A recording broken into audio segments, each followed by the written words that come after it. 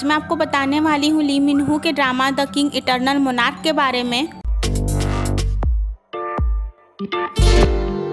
ये एक fantasy romance comedy drama है जिसमें पैरेलल यूनिवर्स का कॉन्सेप्ट दिखाया गया है। तो कहानी शुरू होती है 2020 रिपब्लिक ऑफ कोरिया से, जहां फीमेल लीड जो एक पुलिस ऑफिसर रहती है जंग ते अपने कलीग के साथ इस ड्रामा के विलन ली रिम से पूछताछ करती है। तो डॉक्यूमेंट्स के हिसाब से ली रिम की एज 70 होनी चाहिए, लेकिन वो 40-45 साल के आसपास का ही दिखता है। तो जब ली रिम से ये पूछा जाता है कि ऐसा कैसे पॉसिबल हो सकता है, तो ली रिम कहानी सुनाना शुरू करता है। तो वो एक जादुई बांसुरी के बारे में बताता है और लीजेंड्स के हिसाब से सन 682 में पूर्व समुंदर के ड्रैगन किंग ने एक जादुई बांसुरी किंग सिंगमन को दी थी और उस जादुई बांसुरी में अद्भुत शक्तियाँ थी कि इसे बजाने से दुश्मन भाग जाते हैं और बीमारियां खत्म हो जाती हैं। अगर सूखा पड़ता है तो बारिश होने लगती है, हवाएं थम जाती हैं वगैरह वगैरह। तो ली रिम को इस बांसुरी की अद्भुत शक्तियों के बारे में पता रहता है, इसलिए वो इस बांसुरी को पाना चाहता है। और कहानी जाती है पास्ट में। तो अब पैरेलल वर्ल्ड को दिखाया गया है जहाँ एक कंट्री का नाम है किंगडम ऑफ कोरिया।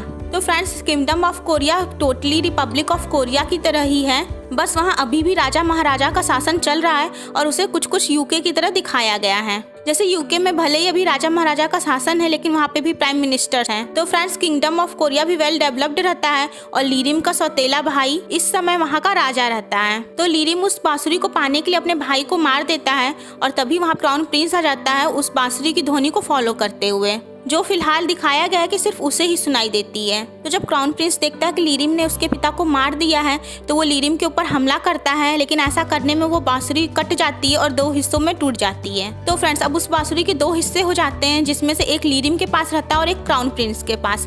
तो जैसे ही ली रिम क्राउन प्रिंस को मारने वाला रहता है, तभी वहाँ पे एक अनजान शख्स आ जाता है जो क्राउन प्रिंस को बचाता है और ली रिम के सारे आदमियों को मारता है। तो फ्रेंड्स, अभी उस मिस्टीरियस पर्सन के बारे में कोई आइडिया नहीं होता है कि वो कौन है, लेकिन उसके पास से एक आईडी गिरती है जो क्राउन प्रिंस को मिलती है और वो आईडी रहती है लेफ्टिनेंट जंग ते की और उस आईडी की रजिस्ट्रेशन डेट 2019 की रहती है, जबकि अभी तो 1994 चल रहा होता है। तो फ्रेंड्स, इससे एक बात तो तय होती है कि इस ड्रामा में टाइम ट्रैवल भी दिखाया जाएगा और साथ ही ये प्री डेस्टिनेशन का कॉन्सेप्ट भी है।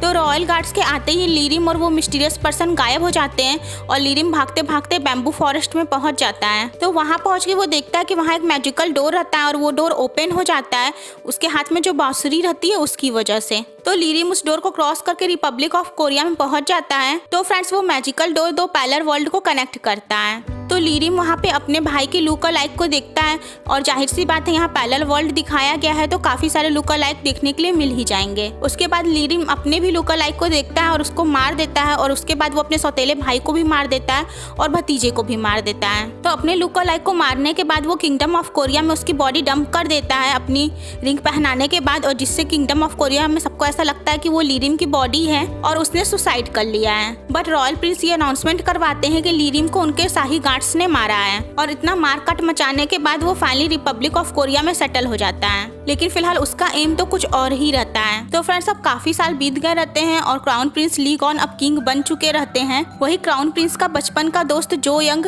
रॉयल गार्ड्स का कैप्टन बन गया रहता है। तो हम जो यंग को सेकंड मेल लीड कह सकते हैं। तो किंग ली गॉन अभी तक उस पर्सन की तलाश में रहता है जिसने बचपन में उसकी जान बचाई थी और उसे डेस्परेटली ढूंढना चाहता है, लेकिन उसका कुछ भी पता नहीं चलता है। उसके बाद इस ड्रामा में एंट्री होती है किंगडम ऑफ कोरिया के प्राइम मिनिस्टर गो स्यू रंग की। तो प्राइम मिनिस्टर काफी चालाक रहती है, अपने नागरिकों के लिए जागरूक रहती है और एक ऑर्डिनरी फैमिली से बिलोंग करती है। तो फ्रेंड्स, किंग ली गॉन और गो स्यू के डेटिंग के चर्चे रहते हैं, लेकिन इसका दूर दूर से सच्चाई से कोई वास्ता नहीं रहता है। तो फ्रेंड्स, आगे बोटिंग कंपटीशन दिखाया गया है और उसी दौरान कुछ गुंडे एक लड़की का पीछा करते हैं और उसी लड़की को पकड़ने के चक्कर में बोटिंग कंपटीशन के एंड में भगदड़ मचा देते हैं। तो फ्रेंड्स, किंग ली गॉन की नजर जैसे उस गर्ल पे पड़ती है जो एक रैबिट का आउटफिट पहनी रहती है, किंग ली गॉन उसके पीछे पीछे भागने लगता है। तो वो ऐसा इसलिए करता है क्योंकि उसे 25 साल पहले अपने सेवियर की याद आ जाती है और वो उसे Alice in the Wonderland story से कनेक्ट करके देखता है। तो फिलहाल ली गॉन के हाथ में वो लड़की नहीं आती है और इधर रिपब्लिक ऑफ कोरिया में इस ड्रामा की फीमेल लीड की एंट्री होती है।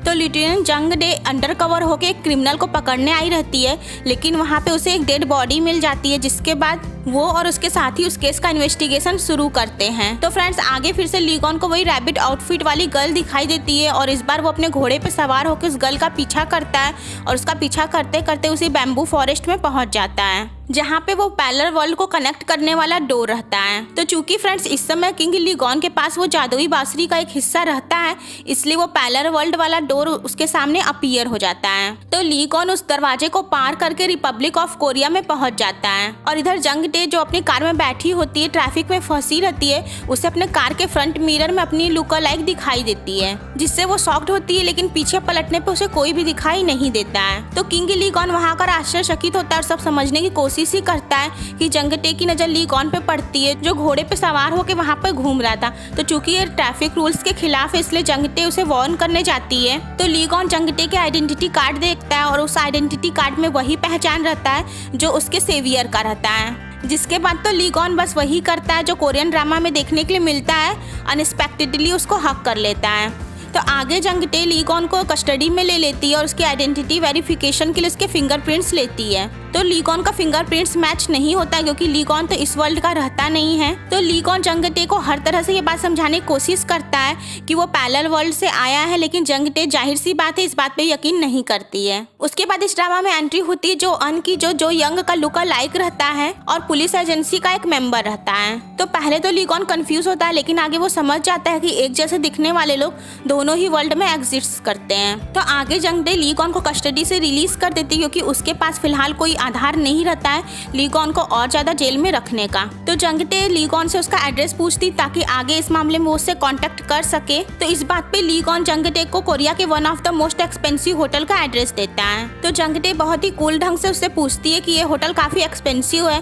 और क्या उसके पास इतने पैसे हैं। तो इस बात पे लीगॉन कहता है कि नहीं, उसके पास अभी पैसे नहीं है और वो अपने कोट का एक बटन तोड़ता है और बताता है कि ये बटन डायमंड का है। तो जाहिर सी बात है जंग डे को पहले इस बात पे यकीन नहीं होता, लेकिन आगे वो एक ज्वेलरी शॉप में जाते हैं जहाँ पे साबित हो जाता है कि वो बटन एक बहुत ही एक्सपेंसिव डायमंड से बना है। तो इधर किंग लीगॉन के जाने के बाद उसके किंगडम में उसके करीबी लोग काफी परेशान होते हैं और उसे ढूंढते हैं और साथ ही इस बात का ध्यान भी रखते हैं कि ये न्यूज आम पब्लिक तक न पहुंचे। और इसी बीच विलन को दिखाया गया है कि वो रंगाई पुताई करता रहता है और साथ ही ऐसी औरतें जो दुखी रहती हैं और किसी वजह से बेबस रहती हैं उनको मैनिपुलेट करता है। तो लीगॉन को इस वर्ल्ड के बारे में जानना रहता है, इसलिए वो जोयन से दोस्ती करता है और वहाँ 3 दिन तक वो कोरिया की हिस्ट्री की बुक्स पढ़ता है। तो लीगॉन अपना घोड़ा जंग डे के घर पे भेज दिया रहता है क्योंकि उसे ऐसा लगता है उसका घोड़ा वहाँ पे अच्छे से रह सकेगा। तो लीगॉन अपने घोड़े से मिलने के लिए जंग डे के घर जाता है और वहाँ पे उसकी मुलाकात सिंजे से होती है। तो फ्रेंड्स सिंजे एक डिटेक्टिव रहता है और वो अपने हाई स्कूल टाइम से जंग डे को पसंद करता है। तो फ्रेंड्स इस प्रकार सिंजे इस ड्रामा का 3rd मेल लीड हुआ। तो जंग डे लीगॉन को बिना कुछ भाव दिए वहां से चली जाती है, लेकिन आगे कुछ दूर जाने पे जब उसे लीगॉन की कुछ बातें याद आती हैं तो वो वापस आती है। तो उस पे लीगॉन कहता है कि उसका व्यवहार उसे अपसेट कर रहा है और इस दुनिया में वो बस उसे ही जानता है। तो उसके बाद फिर से एक बार लीगॉन एक अनएक्सपेक्टेड काम करता है और आउट ऑफ नोवेयर वो जंग डे को मैरिज के लिए प्रपोज कर देता है। तो इस बात पे जंग डे कहती है कि वो अपनी बकवास बंद करे और आगे लीगॉन उसे अपनी बात पे यकीन दिलाने के लिए कि वो दूसरे वर्ल्ड से आया है उसी बैम्बू फॉरेस्ट में जंग डे को लेके जाता है। तो चूंकि इस बार लीगॉन के पास वो जादुई बांसुरी नहीं रहती, इसलिए वो दरवाजा अपीयर नहीं होता है और लीगॉन को भी ऐसा लगता है कि वो दरवाजा उसके बांसुरी से ही लिंक्ड है। तो इधर किंग लीगॉन के जाने के बाद कई तरह की अफवाहें फैलने लगती हैं और इसी बीच में कोर्ट लेडी एक नई गर्ल को हायर करती है जो इन अफवाहों को निराधार साबित करने में कोर्ट लेडी की हेल्प करती है। और इधर जंग डे को पता चलता है कि लीगॉन का डीएनए किसी भी पर्सन से मैच नहीं हुआ है और साथ ही उसे ये भी पता चलता है कि लीगॉन का हॉर्स स्पेनिश रेयर ब्रीड है जो साउथ कोरिया में एग्जिस्ट नहीं करता है। जिसके बाद जंग डे लीगॉन से मिलने जाती है और लीगॉन उसे अपने किंगडम के बारे में और भी बातें बताता है, लेकिन जंग डे उस पर बिलीव नहीं करती है। और फ्रेंड्स इस बीच में सीजन जो जंग डे को पसंद करता है उसकी लव स्टोरी के ग्लिम्पिस भी बीच बीच में दिखाए गए हैं। फ्रेंड्स आई डोंट नो ये के ड्रामा वाले हर स्टोरी में लव ट्रायंगल क्यों घुसाते हैं। कई स्टोरी में तो अननेसेसरी रूप से वो अदर मेल लीड के ऊपर फोकस करते हैं ताकि जब ड्रामा का एंड हो और अदर मेल लीड के हाथ में कुछ भी ना आए तो दर्शकों को उसके लिए बुरा लगे और वो ढंग से ड्रामा का हैप्पी एंडिंग भी एंजॉय ना कर सके। तो आगे जंग डे की कार खराब हो जाती है और वो लीगॉन को इन्फॉर्म करती है और लीगॉन उसकी कार को देखने के लिए वहाँ आता है और तभी अचानक टाइम स्टॉप हो जाता है और सब कुछ थम जाता है। और फ्रेंड्स ऐसा तब होता है जब कोई उस पैरेलल वर्ल्ड के दरवाजे को यूज करता है और इस टाइम के रुकने का इफेक्ट केवल 2 लोगों के ऊपर नहीं ही होता है, एक ली कॉन और एक ली रिम। तो जाहिर सी बात है इस समय ली रिम उस दरवाजे का यूज करके अदर वर्ल्ड में जाता है और दिखाया गया है कि ली रिम अपनी फौज खड़ी कर रहा है। और इस बीच में ली रिम को किंग ली गॉन के बारे में समय समय पे सूचना मिलती रहती है और इससे ये बात पता चलती है कि किंग ली गॉन के तरफ से कोई इंसान ली रिम को ये सारी सूचना अवेलेबल करा रहा है। तो फ्रेंड्स आगे जंगते और सिंजे एक केस का इन्वेस्टिगेशन करने के लिए जाते हैं तो कुछ गुंडे उनको घेर लेते हैं, जिसके बाद ली गॉन भी वहां पहुंच गया रहता है और फिर वहां पे फाइटिंग सीक्वेंस दिखाया गया है।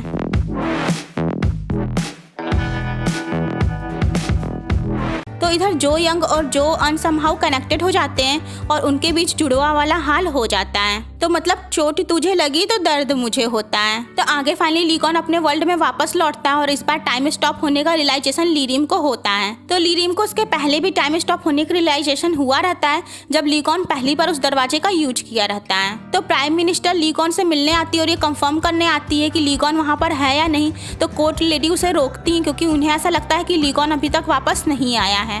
तो प्राइम मिनिस्टर अपने पावर का यूज करके अंदर आ जाती है और ली गॉन को वहाँ पे देख के कोर्ट लेडी और प्राइम मिनिस्टर दोनों ही सरप्राइज होती हैं। तो थोड़ी बहुत बातें करने के बाद प्राइम मिनिस्टर वहाँ से चली जाती है, जिसके बाद कोर्ट लेडी ली गॉन के ऊपर गुस्सा होती हैं। तो ली गॉन अपने साथ अदर वर्ल्ड की बहुत सारी चीजें लेकर आया रहता है और साथ ही वो कैप्टन जो यंग को बताता है कि पैलर वर्ल्ड एग्जिस्ट करता है। तो आगे ली गॉन ली रिम के डेथ सर्टिफिकेट को देखता है और उसे ये डाउट होता है कि ली रिम जिंदा है। तो चूंकि ली गॉन को पैलर वर्ल्ड के बारे में पता रहता है इसलिए उसे ऐसा लगता है कि ये पॉसिबिलिटी हो सकती है कि ली रिम जिंदा हो और अदर वर्ल्ड में हो। तो डेथ सर्टिफिकेट के रिकॉर्डिंग वो रॉयल प्रिंस से बात करने जाता है और रॉयल प्रिंस से कहता है कि ये अच्छा रहेगा अगर वो उसके साइड ही रहेंगे। तो इधर रिपब्लिक ऑफ कोरिया में जंगटे अपनी आइडेंटिटी कार्ड खो देती है और इसलिए उसे नए आइडेंटिटी कार्ड के लिए अप्लाई करना पड़ता है। तो जंगटे को कहीं ना कहीं अंदर से ये डर रहता है कि कहीं उसकी नई आइडेंटिटी कार्ड की रजिस्ट्रेशन डेट 11 नवंबर 2019 न हो जाए, क्योंकि इससे कहीं ना कहीं ली गॉन की बातें सच साबित हो जाएंगी।